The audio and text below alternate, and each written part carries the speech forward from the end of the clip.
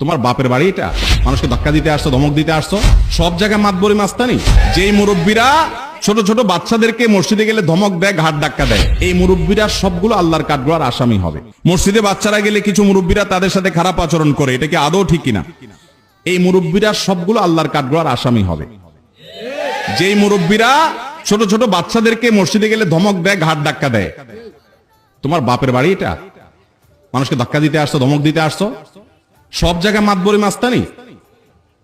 মসজিদের মধ্যে ছোট ছোট বাচ্চারা যখন আসে, বিশেষ করে এত ছোট বাচ্চা আবার না, ভুল বুঝবেন না, যে অনেক বাপ মা আছে 3 বছর 2.5 বছরের বাচ্চা নিয়ে আসে, ও পেশাব করে দিবে, নষ্ট করতো, আমাদের কিছুই বুঝে না।